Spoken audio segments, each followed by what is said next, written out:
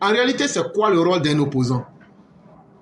Et ceux qui sont, nous dit-on, hein, on a fait coup d'État parce qu'il n'y a pas de démocratie, parce que le président était devenu un dictateur. Prenons les choses dans votre sens. Mais vous ne regardez que dans le sens de l'autre. Vous ne voyez que les fautes sur l'autre. Mais est-ce qu'il y a eu des bons opposants? Dans tout pays où il n'y a pas d'opposants intelligents, dans tout pays où il n'y a pas d'opposants responsables, dans ces pays-là, la nullité des opposants va transformer celui qui dirige en dictateur. Ce que je dis là, réfléchissez bien là-dessus. De la manière les opposants ivoiriens se comportent là. Mais si Ouattara est devenu un dictateur, c'est totalement normal. Parce qu'il n'a pas d'homme intelligent, il n'a pas d'homme responsable, il n'a pas d'homme de vision en face de lui.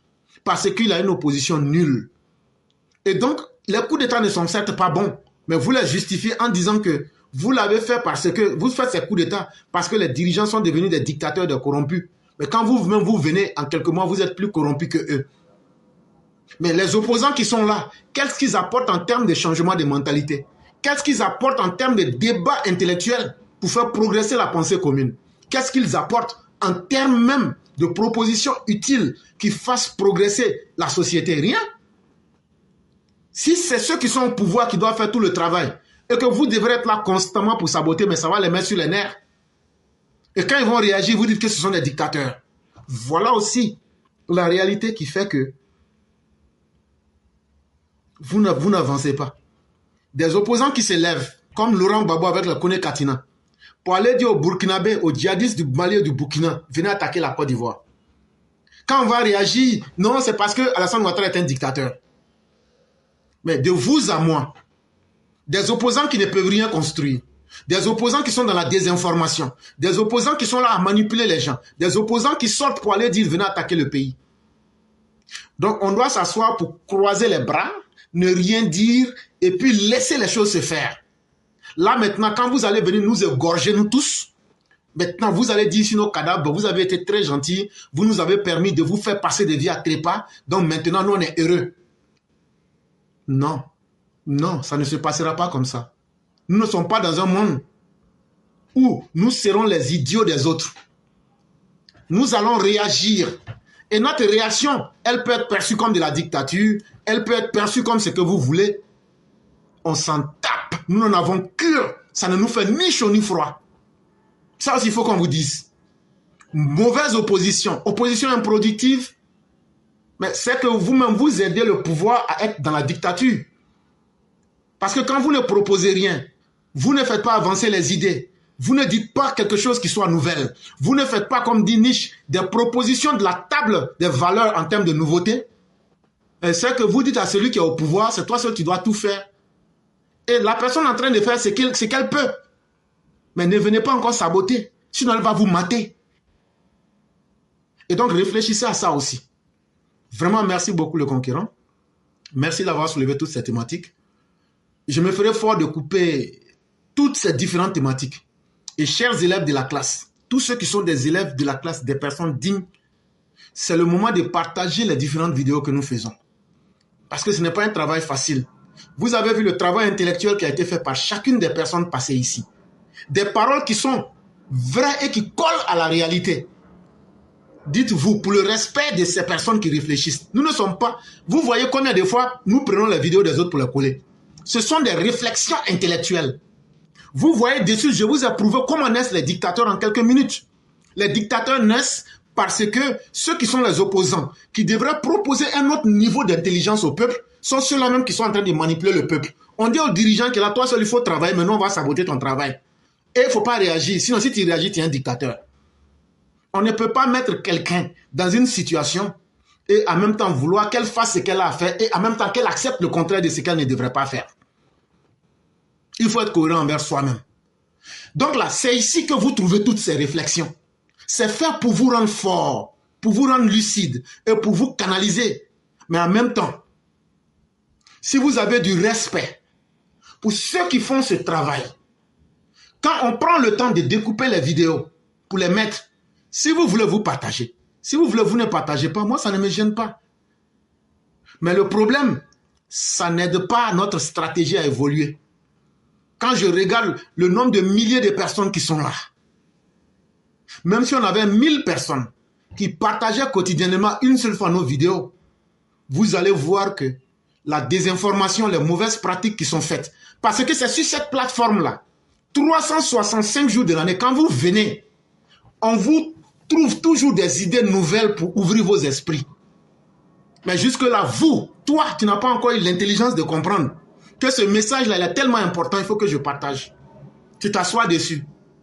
Est-ce que tu as joué réellement ta part? Est-ce que tu n'es pas dans l'hypocrisie? Toi-même, il faut te juger. Toi-même, il faut te demander, est-ce que je suis digne d'agir ainsi? Si tu trouves que c'est une belle chose, il faut continuer. Toi, on dit, allons, on va déposer, tu ne peux pas. Allons à l'ambassade du Burkina, on va aller faire Woyot, tu n'as pas pu. Tout ce qu'on demande, tu ne peux pas. Toi, tu viens, on dit, il faut mettre cœur, tu ne peux pas. Toi, tu viens t'asseoir, on dit, bon, tu n'as pas pu faire tout ça là. Mais quand on finit de partager là, il faut au moins, quand tu regardes là, il faut partager la vidéo, il faut lancer une fois quelque part, tu ne peux pas. Tu seras en face de ta conscience.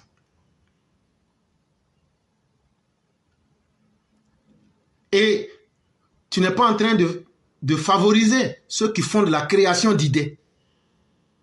Nous ne sommes pas un site ou une plateforme qui suit les autres. Cette plateforme-là, c'est nous qui sommes les moutons de tête de fil. C'est les autres qui nous suivent. Nous sommes des précurseurs d'idées nouvelles.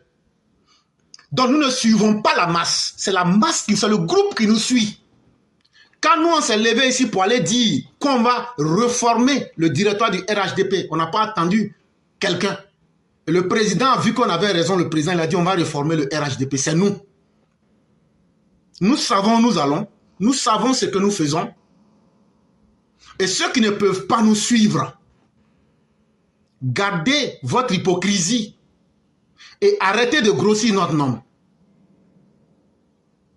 Mais ceux qui le font parce qu'ils n'ont pas connaissance, ils ne comprennent pas où nous voulons aller, chacun a une responsabilité à jouer. Quand on met les vidéos, partagez-les, même si c'est une fois. Si 1000 personnes ont regardé, qu'ils ont partagé 1000 fois. Ces vidéos-là, de la manière que les opposants sont en train de vous inquiéter là, si vous lancez les milliers de vidéos que nous faisons là, ça aura l'impact, ça aura le même impact sur les opposants parce que ce sont des vidéos qui amènent à la réflexion. Que tu aimes ou pas, si tu as écouté, tu vas prendre le temps de savoir mais où il veut nous amener. Ce qu'on fait devant Dieu, même si on cache, Dieu voit les consciences de chacun. Ne soyons pas des traîtres vis-à-vis de nous-mêmes.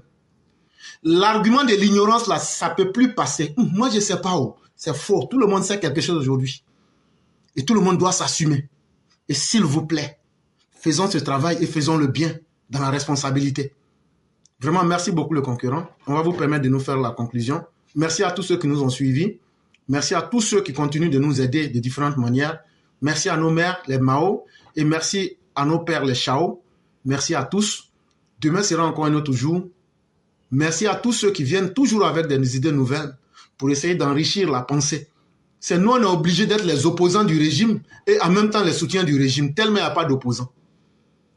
Si vous avez un dirigeant qui est là, vous ne le coincez pas de manière intelligente pour qu'il puisse proposer ou même faire avancer la société. Mais finalement, il sera dans la complaisance, il sera dans l'autosatisfaction. Et donc, vous aurez par vos incapacités créé un dictateur. C'est ça aussi la vérité. Merci beaucoup le concurrent. Merci infiniment de toutes ces belles idées et de ce travail intellectuel. Et nous vous laissons la conclusion. Je vous remercie beaucoup. Nous sommes ici pour dire aux Ivoiriens de prendre conscience. Ce qui est bon pour les Ivoiriens et pour l'avenir de nos enfants et frères, c'est ce que nous défendons ici, matin, midi, soir. Donc, tout ce que nous disons ici, jour et nuit, nous en assumons la pleine conséquence. Le débat qui a cours en ce moment, il n'y a rien qui est nouveau sur la terre. Hein. Débat identitaire, nationalité, vote communautaire, prendre un fils du pays pour faire élire le président là.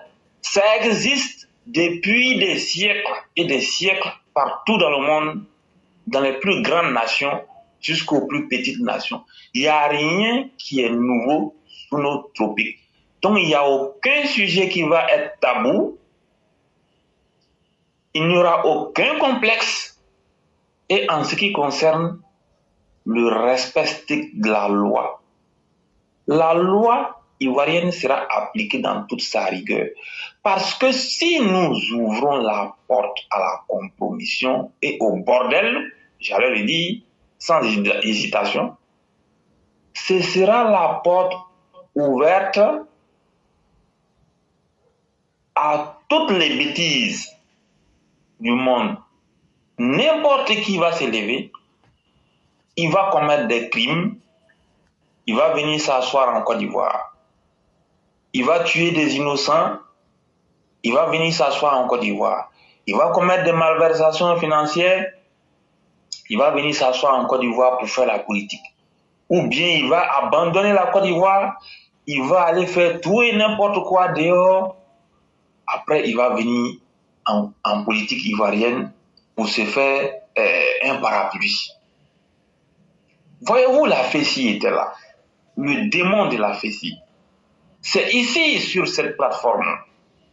Jour et nuit, nous avons combattu, nous avons demandé de dissoudre la FECI. De dissoudre la FECI sans aucun prétexte. Sans autre forme de procès, de dissoudre la FECI. La FECI a été dissoute. Est-ce que les cieux sont tombés sur les terres ivoiriennes après la dissolution de la FECI? Est-ce qu'après la dissolution de la FECI, les cieux sont tombés sur les terres ivoiriennes? Rien du tout. Mais je vous donne 3 ans à 5 ans. Vous allez voir comment est-ce que l'école ivoirienne va redécoller. On avait des bandits, des délinquants, des grands chemins entretenus par Laurent Gbagbo 1990 jusqu'en 2025. Là. Sur un peu plus de 34 ans, ils ont perturbé l'éducation nationale. Ils ont créé la chenille, le désordre, le bordel dans le système éducatif. Mais c'est ces désordres-là que nous venons d'éradiquer en procédant à la dissolution de la FECI. Donc ici, là, tout ce que nous défendons, tout ce que nous disons, nous en assumons l'entière responsabilité. En plus de cela, nous savons où nous allons. Tout ce qui n'est pas bon pour la Côte d'Ivoire, nous n'allons pas évoquer ça ici. Tout ce qui peut être de nature à mettre en péril l'avenir des Ivoiriens, nous n'allons jamais parler de ça ici. Nous n'allons jamais soutenir ça ici. Nous savons où nous allons. Nous sommes ici pour aider les Ivoiriens. Nous sommes ici pour participer au développement de la Côte d'Ivoire. Nous sommes ici pour former les générations futures. Nous sommes ici pour une prise de conscience collective afin de restaurer la dignité du peuple ivoirien. C'est cela. Et vous voyez très bien, le pays avance.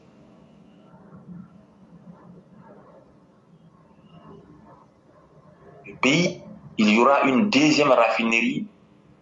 Ça, c'est déjà un projet d'envergure qui va peser très lourd dans la croissance économique ivoirienne. Donc, ce que nous demandons aux uns et aux autres, c'est de continuer à soutenir le président de la République, son excellent M. Alassane. Continuer à soutenir le programme de construction en cours dans le pays. Le développement que nous voyons dans le pays, il faut continuer à le soutenir. Les Ivoiriens savent faire la différence entre le bien et le mal.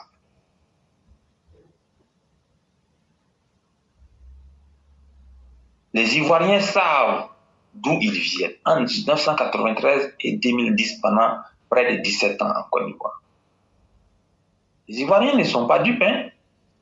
Nous avons malheureusement une bande de médiocres, de fainéants, appelés Gore et militants PDCI, qui d'ailleurs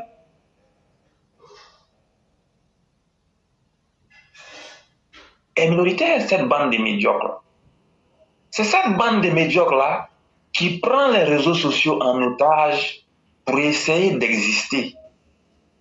Mais sur le terrain, qu'est-ce qui pèse? C'est cela la réalité. Allons-y sur le terrain, de façon pratique, qu'est-ce qui pèse? Mais sur les réseaux sociaux, ils racontent tout et n'importe quoi, espérant déstabiliser les pays. Tout ce que vous voyez en longueur de journée. Il faut dissoudre la CEI, il faut recomposer la CEI, il faut refaire l'enrôlement. La CEI n'est pas crédible. Et il faut Gbagbo, sinon il n'y a pas élection. Tout ça là, ce sont des théories que nous avons déjà entendues. Moi, je ne sais pas, il n'y a rien de nouveau sous le soleil, comme on le dit. Ce sont des choses qui ne vont pas prospérer. Et ils ont leur soutien. Des voix vont se lever de part et d'autre à travers des soi-disant ONG. J'ai même vu une page Facebook qui dit que ils disent là-bas que c'est longueur de journée, c'est des soutiens à Chakadjan ou bien au PDC-RDA. C'est quel type d'ONG ça? Donc il y aura plein de bêtises. Vous avez vu, ils ont accusé un organe de presse, le Monde diplomatique, que non, que le Monde diplomatique a dit que la France va mettre la Côte d'Ivoire sous embargo.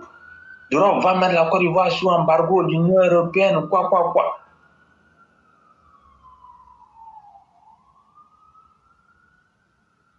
Le monde diplomatique est sorti pour démentir diabolisation qui est en cours. C'est bien orchestré par le PDCR, de Tidjane Thiam et de Laurent Gbagbo. C'est l'opposition. Ils vont fabriquer de harceler les Ivoiriens pour saper le moral des esprits faibles avec seule intention de créer des troubles et de déstabiliser le pays. Mais il ne faut pas céder. Il ne faut pas céder. Moi, je le dis, dans ce pays-là, on a vu les militants RDR. Ils se sont opposés farouchement à Konan Bédié. Ils l'ont combattu. Ils l'ont descendu. Après, Gueye est venu. Ils ont combattu. Après, Gbagbo est venu. Les mêmes militants-là, ils ont combattu. Ils ont mis Gbagbo à sa plus simple expression. Ils l'ont réduit à sa plus simple expression. Laurent Gbagbo aujourd'hui n'est plus rien. Le nom Gbagbo là, il ne peut que donner des illusions à ceux qui se font appeler Gore. Sinon, Gbagbo aujourd'hui, tout le monde sait, c'est une feuille morte. Mais son nom ne va pas être inscrit sur la liste électorale parce que nous savons tout ce qu'il espère, c'est de créer le désordre. On ne va pas lui donner le temps de créer le désordre. Vous mettez le nom de Gbagbo sur la liste, il y a un désordre qui vous attend après les élections. Donc mieux vaut ne pas mettre son nom maintenant. Ce qu'il peut faire, qu'il le fasse et puis on verra la suite. Pour terminer, nous demandons aux Ivoiriens de prendre conscience, de continuer à soutenir les pays. Le pays va avancer. Moi, je l'ai toujours dit, il y a un deuxième miracle à l'horizon. Et ce deuxième miracle, il arrivera à poursuivre. Je vous remercie. Excellente nuit à tout le monde.